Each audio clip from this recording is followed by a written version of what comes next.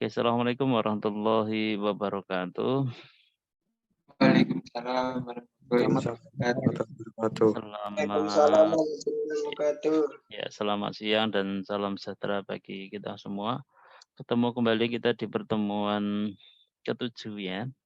Jadi kalau biasanya itu pertemuan 7 baru UTS, tapi karena jadwal UTS-nya kemarin sudah keluar ya, karena kita kemarin jeda 1 minggu ya, karena ada kepentingan sakit itu ya. Oke, kita lanjutkan di pertemuan ke-7 ini kaitannya dengan pengukuran arus ya.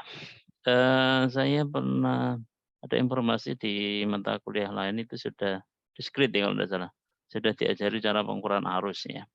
Mungkin saya sedikit ngulas saja, walaupun nanti tidak yang ngulang-ngulang sedikit ya. Nanti kita fokuskan untuk pengukuran kebutuhan arus pada LED ya. Sambil saya share screen dulu. Silakan presensi dan materinya bisa kalian unduh ya.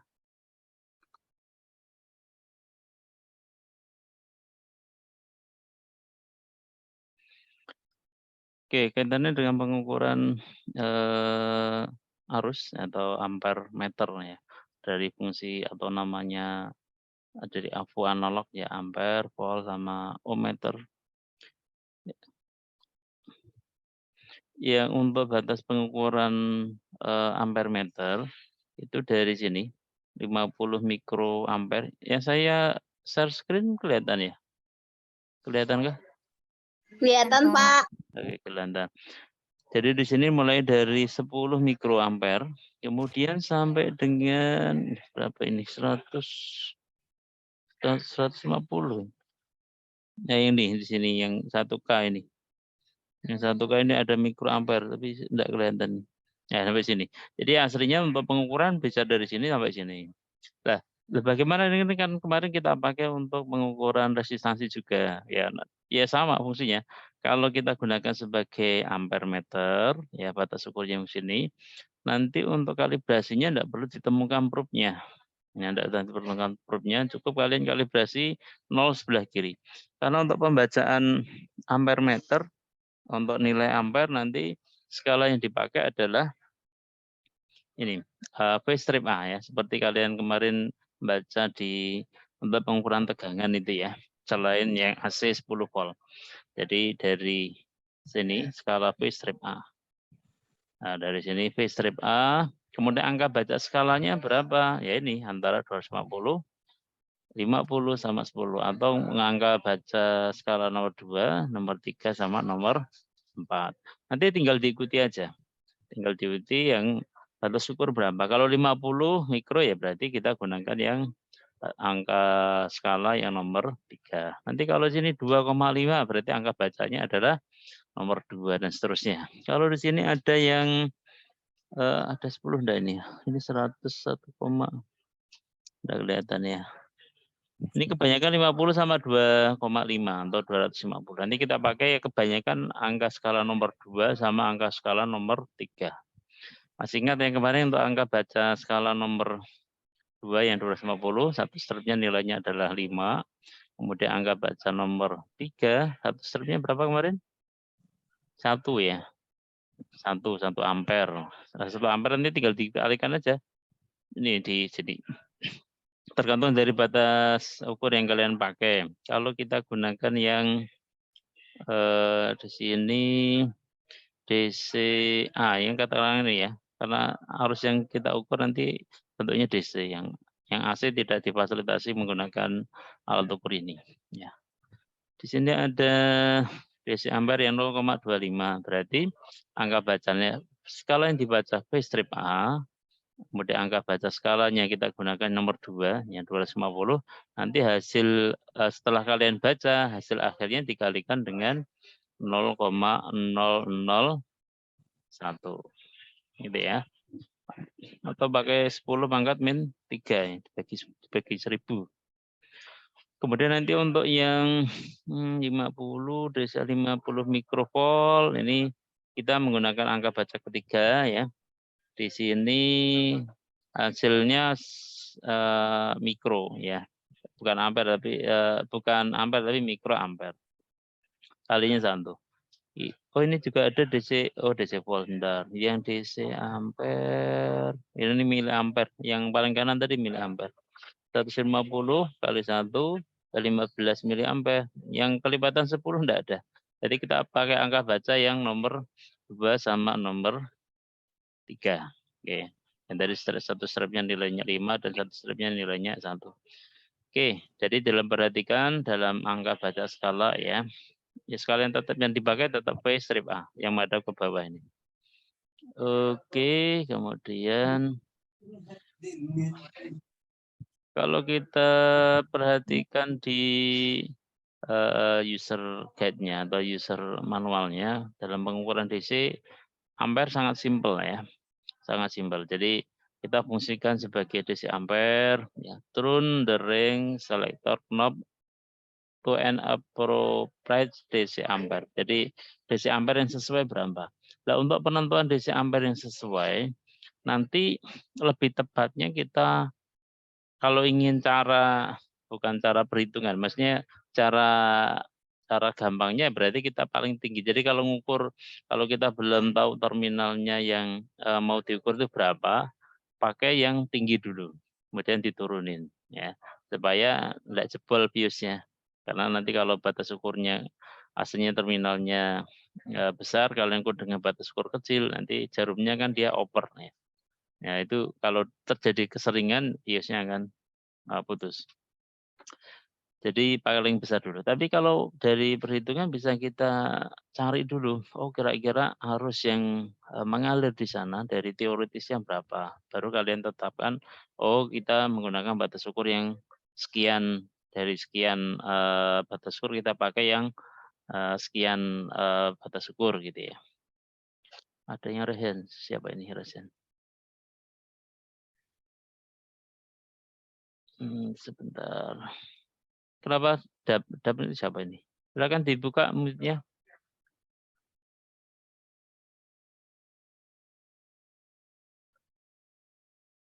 Siapa atas nama dap ini? Resen, kenapa? Halo. Ya udah nanti di sela-sela aja dibuka mic-nya ya. Yang lain ada masalah dengan suara yang dari mic saya? Enggak ada? Tidak, Pak. Enggak ada ya. Oke, nanti Pak. ini yang dap nih enggak tahu nih. Resen ini kenapa mau bertanya atau mau apa nanti silakan di sela-sela. Oke, kemudian Mungkin, Mbak. gimana? Kepencet mungkin. Kepencet. Oh, kepencet. Oke, kita sebentar aja. Kemudian take out the circuit to be measurement and applying the black test pin to the negative potential. Jadi intinya kalau kita gunakan pengukuran ampere dari pengukuran sebelumnya menggunakan ohmmeter ya. Ohmmeter itu kalau kemarin hitam itu mewakili positif, merah itu mewakili negatif. Kalau untuk pengukuran DC ampere kayak pengukuran tegangan ya, baik itu DC maupun AC, yaitu probe merah ya merah atau positif, probe hitam adalah negatif. Penempatannya sama persis ya, kayak pengukuran DC tegangan ya. Kemudian rate movement of the pointer with phase strip and A scale ya, yang di sini phase strip A ini. Nah, mungkin agak beda kalau kalian lihat di ini apa? Di rangkaian. Kalau kemarin menggunakan kita ingin mengukur rangkaian komponen di luar rangkaian itu sama ya, maksudnya kita ukur menggunakan multi kayak kemarin mengukur dioda, mengukur resistor, mengukur transistor itu kita rangkai seri ya antara multi kita dengan komponen yang akan kita ukur. Tapi kalau kita ingin mengukur di dalam rangkaian ada sedikit perbedaan antara tegangan sama arus ya. Kalau kita ingin mengetahui tegangannya berapa, kan tinggal dalam rangkaian tertutup ini, ya rangkaian tertutup ini kita cari di sisi satunya merahnya di sisi positif yang ada di sini, satunya yang hitam di sisi negatif. Tapi kalau kita menggunakan multi ohmmeter analog, ya digunakan untuk pengukuran arus di dalam rangkaian. Ini sirkuitnya harus kita putus ini. Bisa kelihatan ya tanda silang di sini. Nomor 2 ini. take out mesin diputus sirkuitnya. Kemudian dihubungkan yang dari sumber tegangan dari minus dihubungkan ke negatif. Kemudian baru positifnya disambung lagi yang ke sana. Jadi multi kalian itu dianggap menjadi penyambung kabel ya di dalam rangkaian. Itu bedanya dalam pengukuran arus sama tegangan. Oke, secara resmi cuma ini doang sih. Tapi kan dalam narasi langkah di dalam pengukuran kan panjang ya, minimal ada 5 ya. Ada 1, kita butuh batas ukur dulu. Kemudian pastikan kalibrasi langkah kedua ya, dengan skru yang di tengah itu. Kemudian langkah ketiga letakkan probe-nya. Dalam penempatan probe tentunya rangkaiannya harus di cut off dulu, diputus, kemudian hubungkan hitam dengan sumber negatif. Kemudian yang merah hubungkan dengan sisi positif. Oke, kemudian lakukan pembacaan di skala. Ya, skala phase strip A, nanti langkah kelima angka baca yang telah terlewati berapa, kemudian skillnya berapa persen, itu silakan diberi taksiran seperti yang kemarin di pertemuan sebelumnya. Oke, itu secara teoritisnya gampang ya, gampang. Sekarang kita coba ya pengertian dari arus listrik apa itu mungkin sudah diterangkan di ini ya, di diskrit ya, bahwa arus listrik searah di recurrent atau DC adalah aliran elektron dari suatu titik yang energi potensialnya tinggi ke titik yang energi potensialnya rendah. Maka biasanya arus itu ngalir dari positif ke negatif. Ya, untuk mengalirkan arus listrik. Jadi simulasi dari Anda ada baterai, ya. Kemudian ini ada terminal, kemudian dihubungkan ke positif, positif ya. Kalau di multi JX360 kan merah ya. Kemudian yang hitamnya masuk ke rangkaian lagi. Atau bisa dibalik, yang hitamnya ke sini dulu, ke sumber baterai. Kalau yang tadi di simulasi di sebelumnya ya ini. Ini langsung dari sini sebelum beban, boleh-boleh saja. Asalkan yang penting ini runtutannya. Jadi yang output dari baterai yang positif dihubungkan ke merah, kemudian negatifnya itu yang menuju ke arah sisi kutub negatif sumber tegangan. Oke. Saya kira itu nanti dalam pengukuran kita harus membuat rangkaian tertutup ya. Kalau kita menggunakan project board nanti. 1,5 mikroampere sampai dengan 0,25 ampere. Ini maksimal ya yang bisa diukur oleh multinya yang tadi ini 0,25 ampere. Jadi ada mili ya. Ini mili, ini mikro, ini 100 miliampere, ini 15 miliampere. Ini 150 miliampere pakai ini. Nah, ini sudah ada M sama mikronya. Nanti sesuaikan. Oke, sekarang bagaimana kalau kita ngukur baterai? Kalau baterai secara, jadi kadang kita ngukur tegangan itu, ngukur arus dari sebuah baterai itu kadang tegangannya ada, tapi untuk dipakai untuk menyalakan kalau 1,5 yang baterai A2 itu menggunakan untuk multi atau mungkin kalau punya mainan remote atau itu dipasang tadi kok enggak mau nyala, itu kemungkinan tegangannya ada tapi arusnya lemah gitu ya. Mungkin banyak sekali kalian jumpai beberapa seri dari baterai ya. Ada yang hidupnya tahan untuk menyalakan suatu komponen elektronika itu lebih lebih awet ketimbang merek yang lain. Itu perbedaan di kapasitas arus yang di baterainya biasanya. Oke, kalau baterainya bisa kita ukur ya. Kalau kebayangkan ya nanti menggunakan batas ukur biasanya over. Baterai kalau over berarti harus kita kasih R ya. Ya kita tidak akan mengukur langsung dari baterai ya, kita dalam rangkaian saja. Oke. Contohnya yang seperti ini yang nanti akan kita praktekkan. Di sini ada sumber tegangan, kemudian ini contoh yang bersama kayak tadi ya. sisi sumber tegangannya negatif diputus ya, rangkaiannya dihubungkan ke negatif probe, kemudian yang positif disambungkan lagi ke beban ya. Ke sumber tegangan. Oh ini kebalik. Jadi kalau yang rangkaian dari ini kebalikan ya. Ini kebalikan, kalau ini diputus lewat yang bawah, yang lewat sisi negatifnya. Kalau yang rangkaian di slide berapa ini? Nah, rangkaian. Nah, yang di sini, ini yang diputus adalah di sisi positifnya. Kalau tadi di bawah, ini di atasnya. Sama ya, pengukurannya didapatkan hasilnya sama.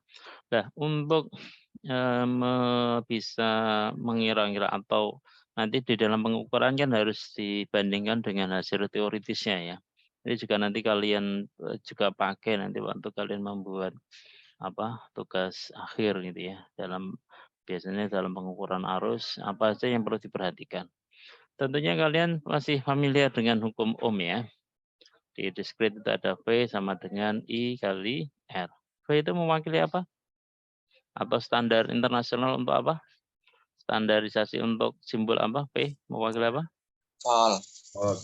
Volt atau tegangan ya, tegangan. Satuannya volt. Kemudian I mewakili apa? Arus. Satuannya adalah standar satuan untuk arus, standarnya ampere. Kemudian R mewakili tahanan ya, tahanan yang satuannya atau resistansi. Satuannya ohm ya. Dan nanti kalau ada format di dalam rumus tidak standar, bagaimana harus disandarkan? Contoh nanti kebutuhannya arusnya dalam mengarus di dalam sebuah LED itu adalah sekian ampere atau 0, sekian ampere. Kalau kebutuhannya R-nya berapa? Nanti kalau kebutuhannya dalam kilo ya dijadiin standar R-nya berarti dikali 1000 gitu ya. Kemudian ada rumus terkait dengan rangkaian seri dan paralel. Ini yang bersama kayak di R maupun kapasitor ya, sama ya. Ada rumus seri, R total itu adalah, kalau rangkaian seri berarti R1 tambah, kalau seperti ini berarti R1 sama R2 digabungkan. Kalau di rangkaian seri itu kira-kira kalau tegangannya tetap, arusnya lebih kecil atau lebih besar? Kalau punya dua nilai R1 sama R2-nya sama contoh. Itu nilai arusnya lebih kecil atau lebih besar ketimbang yang paralel? Kira-kira menurut kalian. Kalau saya punya 2R nilainya sama, saya hubungkan secara seri dan satunya saya hubungkan secara paralel, nanti kira-kira arusnya lebih besar yang mana? Ada yang bisa menjawab? Seri. Seri. Ya, karena dari hukum yang V sama dengan I kali R, dibalik jadi apa? Kalau rumus I sama dengan apa? Kalau dibalik I-nya? Per R.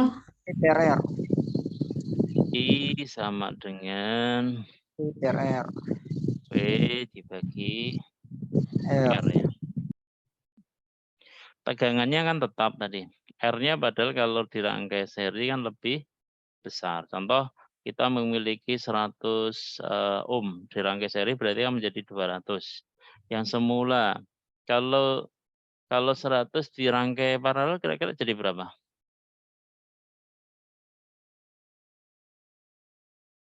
Kalau jadi seri kan 200, dirangkai paralel jadi berapa?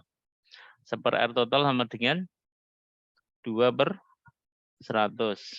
100 dibagi 2 ya. Berapa? 50 ya.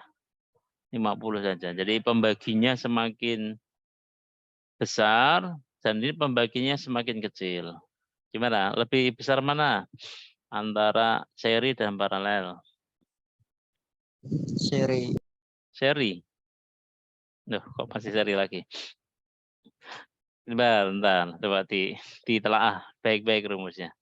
V itu sama dengan I kali R. Sudah paham ya? Sekarang kalau saya tadi kan butuhnya kan arus, ingin mengetahui arus. Kalau dirangkai seri dengan paralel itu lebih tinggi mana arusnya? Gitu. Arusnya lebih besar mana? Apakah syaratnya tadi R-nya sama ya kapasitasnya, Satunya dirangkai seri 2, contoh ini 2. Nilainya adalah 100 gitu ya. Oke, waktu seri didapatkan R totalnya tadi berapa?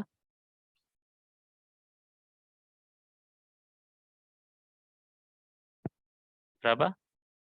Dirangkai seri 100 ditambah 100, 200. 200. Contoh 5, ini tadi sumber tegangan saya contoh ini saja 5 ya, biar gampang hitungnya. Atau yang genap aja 10 dibagi 200 itu untuk rangkaian seri. Sekarang saya punya rangkaian paralel. 100 dibagi dirangkai paralel jadinya berapa R totalnya? Ada yang bisa ngorek-ngorek?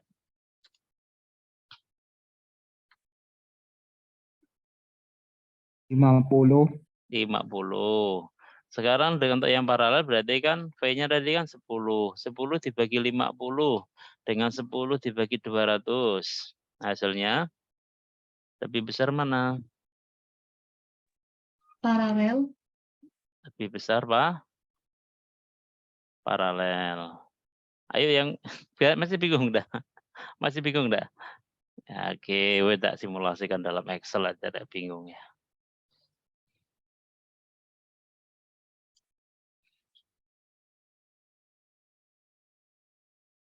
Diketahui V-nya tadi sama dengan 10. Kemudian R total, R seri, total ya, R seri 100 ditambah, sama dengan aja, 100 ditambah 100. Terus kok 1000. Oke, I untuk rangkaian seri sama dengan P 10 dibagi 200. Temunya 0,05 ampere ya. Kemudian sekarang ke sini sesi seri ya. Kemudian di sini paralelnya tegangannya sama. R totalnya karena tadi 200 kan seper ya. Dan jadi terusnya. 1/100 ditambahkan 1/100. Ketemunya 0,02. Cuma kan seper R total ya. Seper R total berarti kalau tinggal dibalik aja sama dengan kan ini penyebutnya kan udah sama ini. Penyebutnya kan udah sama berarti kan tinggal 2/100. Karena ini dia seper R total berarti 100 bagi 2 gitu aja. Maka nilainya adalah sama dengan 100 atau dibaliknya sini ya. Biar tidak bingung kalian. Ini yang kadang rumus yang paralel itu banyak yang bingung ini. Ini dipelajari di mana? Rangkaian listrik atau di diskrit? 100 bagi 2. 50 sama dengan rumusnya yang sama, copy saja. Nah, 0,2 dengan 0,05 lebih besar yang paralel. Ini seri. Oke ya. Jadi ini kalau dijadiin mili berapa? Jadiin mili ini berapa? Dikalikan sama dengan dikali 1000 ya. 1000. Ketemunya 50. Kalau ini dikali 1000 ketemunya adalah 200. 50 sama 200. Gitu ya. Jadi arus itu semakin kecil bebannya berarti ya semakin besar. Semakin besar bebannya semakin kecil. Oke, ya memang harus disimulasikan. Nanti kalau berdasarkan teoritisnya ada yang sering mengecoh ya. Oke, kemudian jadi kalau nanti perhitungannya untuk mendapatkan kira-kira arusnya berapa, silakan dihitung dulu kebutuhannya. Nah, tapi kalau asal ya dari nilai yang tinggi dulu baru ke rendah. Mengukur pada rangkaian tadi sudah saya sampaikan ya secara naratifnya tadi. Batas ukur, posisi jarum. Ini kenapa kok kalibrasinya di awal? Khusus untuk yang V sama DC ampere. ya, yang tidak ada kaitannya dengan ohm, bisa kalian kalibrasi dulu karena tidak ada pengaruhnya ya. Kalian tempatkan di awal, beda kalau yang ohmmeter. Kalau ohmmeter harus di batas ukur yang sesuai dulu, baru dikalibrasi, tempelin. Tapi kalau DC A sama DC volt sama AC volt itu di awal atau kedua sama saja. Oke, kemudian perhatikan slide sebelumnya, proof ini tadi sudah ya. Jadi warna hitam tadi tes poinnya karena dibuat 2 poin maka menjadi ini hasilnya kan langkah ketiga ya. Kemudian baca di skala ya. Kemudian dibaca dengan tabelnya itu. Ini tadi resumnya. Oke. Sekarang nanti akan kita praktekkan seperti ini. Kita membuat rangkaian yang sumber tegangannya nanti kita pakai power supply yang di outlet di lab itu, yang kemarin kalian sebagai PS itu ya, yang di outlet itu ada plus sama minus, kita pakai yang plusnya. Plusnya nanti dikondisikan beberapa macam kondisi ya, tegangannya berapa, nanti arusnya berapa. Nah sebelum ini simbol LED ya, LED itu kita ketahui bersama bahwa LED adalah dioda waktu mengalirkan listriknya dia menyala ya. Berarti nanti ada kakinya juga sama, anoda sama katoda. Dalam penempatan di dalam rangkaian juga yang anoda harus mendapatkan sumber dari positif, bias maju, masih ingat ya, bias maju sama bias mundur sebagai konsep transistor kemarin ya. Oke, kalau seperti ini ya, LED sendiri itu akan menyala itu kebutuhan arus. Jadi yang dipertimbangkan adalah arusnya. Kalau saya ambil dari teknik elektronika ini ya, .com ini, bahwa kebutuhan tiap LED warna itu berbeda-beda. Ini ada intensity yang biru ini 30. Yang lain itu kebanyakan 30, yang 25 itu cuma hijau ya. Hijau itu arus maksimal yang mengalir di LED tersebut tidak boleh melebihi dari 25 mA. Kalau lebih bagaimana? Nanti dapat panas dan dapat putus, langsung putus biasanya. Apalagi 1 ampere itu ya, langsung putus ya. Jadi pertimbangannya arus yang mengalir di sini tidak boleh lebih yang dari sini. IF max ya, masing-masing warna ini. Kemudian ada istilah VL ya, VL tipikal. VL itu adalah tegangan dari LED. Jadi contoh LED hijau itu arus yang mengalir di LED tersebut maksimal hanya 25 mA dan dia memiliki tegangan tipikal itu 2,2. Nah, fungsinya apa tegangan tipikal itu? Jadi nanti di dalam perhitungan mencari arus yang mengalir di dalam sebuah LED itu ada faktor pengurang dari VL-nya. Ya. Nah, contohnya apa? Ya. Contohnya kalau ini ada contoh satu ya. Waktu kita memiliki LED hijau ya, yang VL-nya adalah 2,2 tadi ya, 2,2. Nah, kebutuhannya untuk kalau kita punya tegangan 12 volt gitu ya.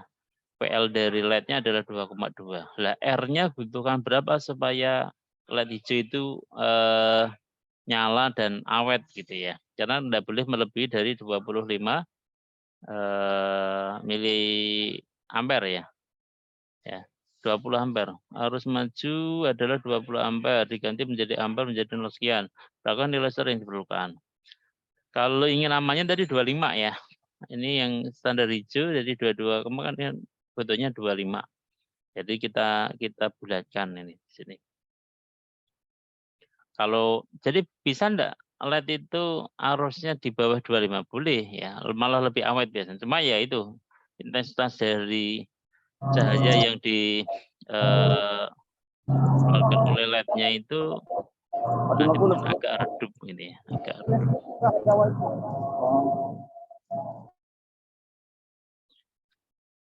Tolong yang partisipan di ini ya, diganti namanya masing-masing ya. Nanti untuk cross check presensi. Ini kelihatan presensinya banyak, hampir 20 mahasiswa yang tidak hadir. Nanti saya sesuaikan dengan yang hadir di Zoom ya. Tolong yang belum kayak DAP ini apa ini, yang belum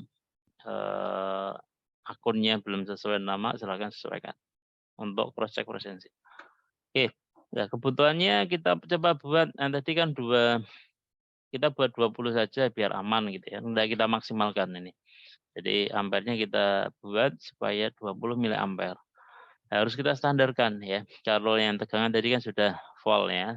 Standar satuan standarnya. Kemudian yang arus ini masih miliampere, maka kita standarkan menjadi ampere. Ketemulah dibagi 1000. Kalau bagi 1000 tinggal geser aja komanya ya. Semula kan 20,0 miliampere ya. Tinggal komanya diajukan 3 digit ini ya. Kalau enggak mau ngitung ya.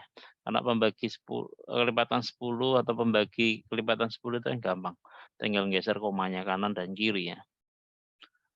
Oke, contoh VS-nya ketemu 12. PL-nya adalah PL dari apa? Tegangan tipikal dari LED hijau ya. Kemudian arusnya kita ingin menentukan arus yang mengalir enggak usah maksimal 25 supaya awet lightnya. Kita tentukan 20 miliampere.